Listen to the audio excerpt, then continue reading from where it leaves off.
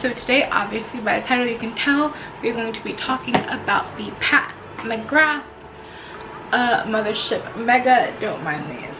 I'll tell you about this in a second.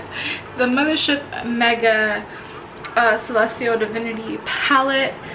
I have 3 looks for you guys to look at. I actually wish that my first look was my last look, because my last look is what you're looking at now. My first look, I loved it so much. So let's just talk about this palette first. These little strings actually held the palette.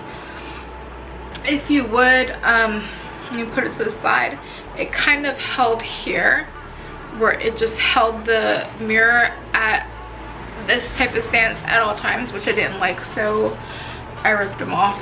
I have nothing else to say about that. I just didn't like how it held it up, and that's a personal opinion about that. As far as the palette, I'm sure if you're watching this you already know the basics. It's cardboard packaging. Unlike the other Mthrshps, you get more shades unlike the other Mthrshps, and they're also smaller shades. Not only are they smaller, but 2/3 of the palette is existing shades from last winter's, I believe, launch that had the Star Wars.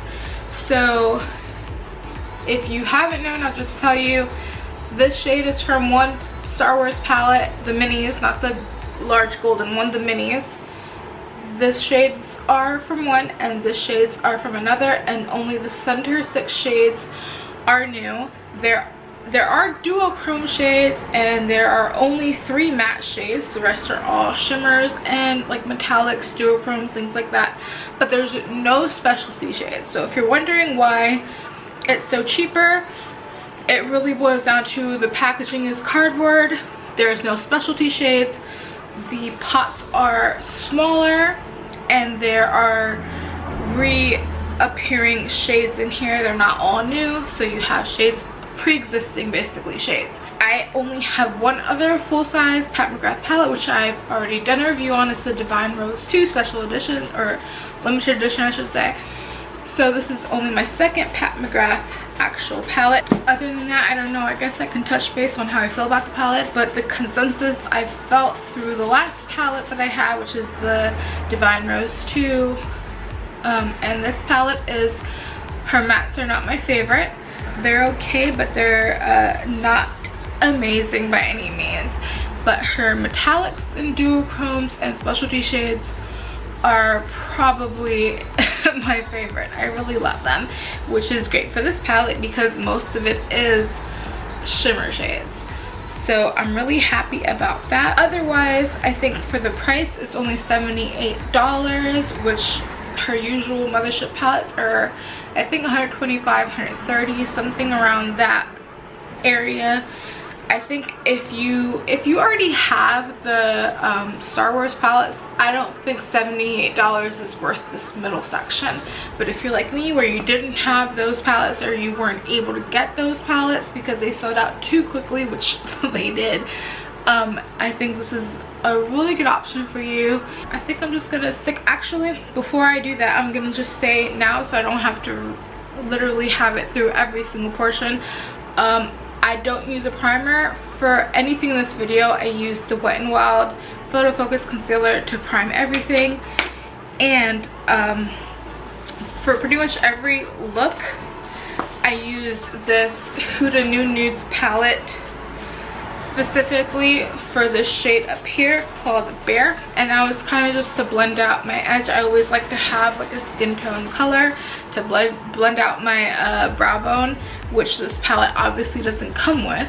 Other than that, everything was done with the Pat McGrath palette. I'm going to just show you guys the 3 looks and let you see how it comes out. And I'll see you guys in a bit.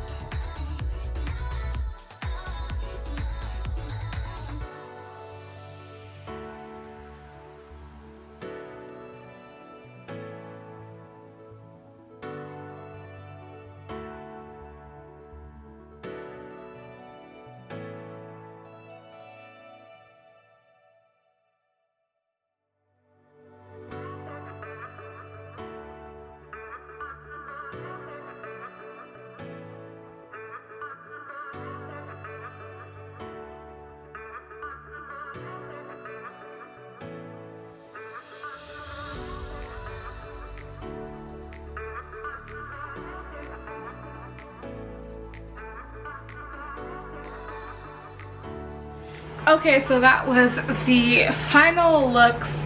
I still feel like my favorite was the first look. It's so different, it's so grungy. I love that black shade.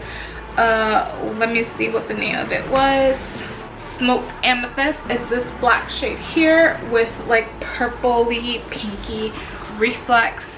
It's so gorgeous. And I just loved playing with it. I really wish it was the last one I did so I can like be showing it now. I'm not really sure if it came up in camera as good as it did in person, but it was literally perfect. But regardless of that, I really liked every look I came up with. And there's so many other options in this palette besides that. Like, this is pretty much so many different things you can do with this. And again, it's mostly shimmer metallics, duochromes. I'm a sucker for duochromes, so the fact that this has so many duochromes in it makes me super happy about it. And overall, her metallic type shades, they're pretty amazing either way. This is probably a palette you want to work in with other palettes, with a different palette to bring in more depth. With the first look that I did, I really wanted some more darkness, like some dark browns and grays and blacks to make it like even more like alternative makeup, gothy makeup, you know what I mean? Like, I wanted that, but I really tried to stick true to what is provided in the pan. I just can't get over it. It's so pretty. I hope you guys enjoyed the review. Last time I did, actually I just want to say real quick, last time I did the Pat McGrath palette review, I also did the Glamnetic lashes with that review, like as a 2-in-1. Recently I've gotten Amazon magnetic lashes. If you didn't know, for my Glamnetic I spent about $120 on 2 pairs of lashes and 1 tube of magnetic liner. I recently spent $10 on 5 pairs of lashes, and it came with a tube of magnetic liner and a little tweezer to put them on. So I'm going to be doing a review on those very soon and comparing them to the high-end Glamnetic. So if you're interested in that, then just subscribe and it'll be up pretty soon. Otherwise, this is the look. Overall, I'm really happy with it. Anyways, let me just end this video already. If you liked it, please consider subscribing, and I will see you guys next time. Bye.